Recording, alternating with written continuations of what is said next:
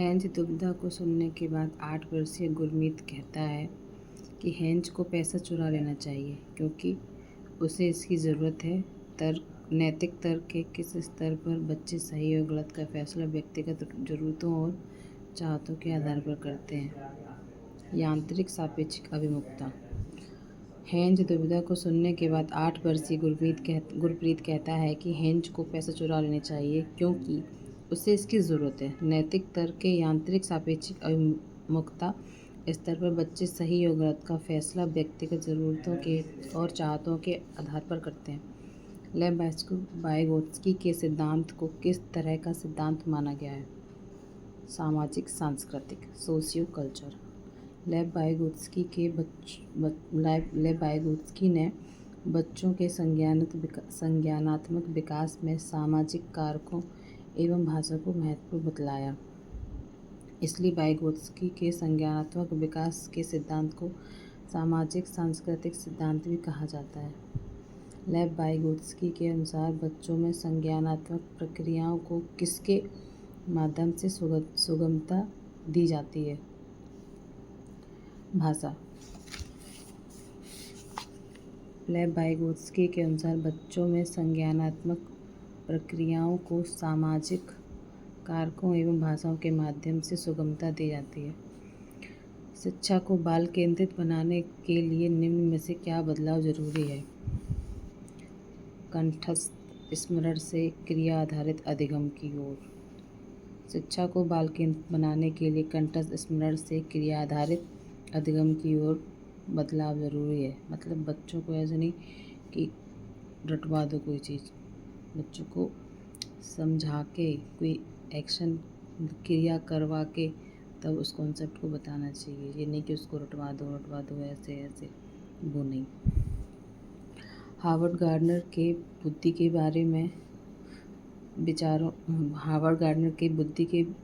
विचारों के अनुसार हर व्यक्ति अपने आप में विभिन्न प्रकार की बुद्धियों के विविध स्तर निहित करता है। हावर्ड गार्डनर ने बहुबुद्धि सिद्धांत का विकास किया था।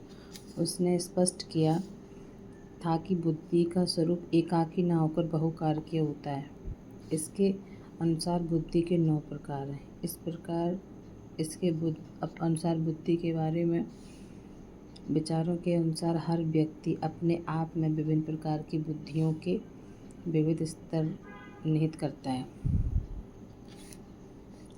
अभिकथन कारण वाला क्वेश्चन।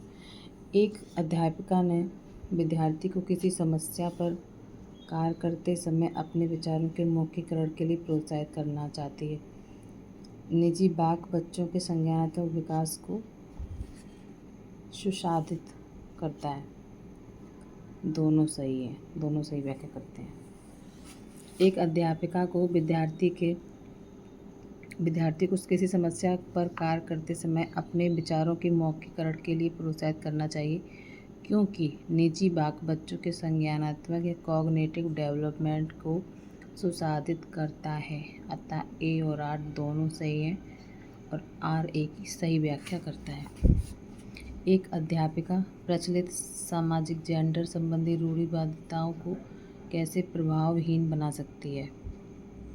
आंसर है सभी जेंडरों को संगीत, नृत्य और पाक कला प्रतियोगिता में भाग लेने के लिए कहना।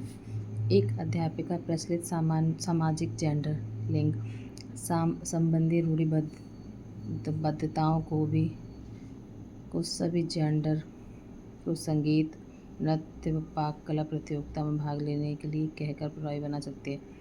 किसी क्लास में कोई बच्चे हैं, टीचर को सबको डांस करना सिखाना चाहिए। ये नहीं कि सिर्फ लड़कियां सीखें या लड़का सीखें, ऐसे नहीं बोले कि चलो सब लोग चलो ड्राइंग करते हैं, चलो सबको डांस सिखाती हूँ। ये सब इसके लिए कंपटीशन करवाना टीचर को। विद्यार्थियों में समालोचनात्मक चिंतन को बढ़ावा देने के लिए महत्वपूर्ण है कि निम्नलिखित हेतु प्रचुर अवसर प्रदान किए जाएं। विषय का कंठस्थीकरण, मतलब बच्चों को कंठस्थ करा दो कि ABCD एक ही मतलब कन्फर्म, मतलब बच्चे को समझना है कि A4 क्या होता है, B4 क्या होता है। लेकिन आपको ABCD बच्चा मतलब अंधाधुंध पढ़ना सीख जाए, यह नहीं करना है। अध्यापिका के निष्क्रिय अनुसरण हेतु निष्क्रिय अनुसरण भी नहीं करना है। फिर है थर्ड, विविध जानकारियों की पुष्टि करने हेतु, हाँ ये कर सकते हैं हम।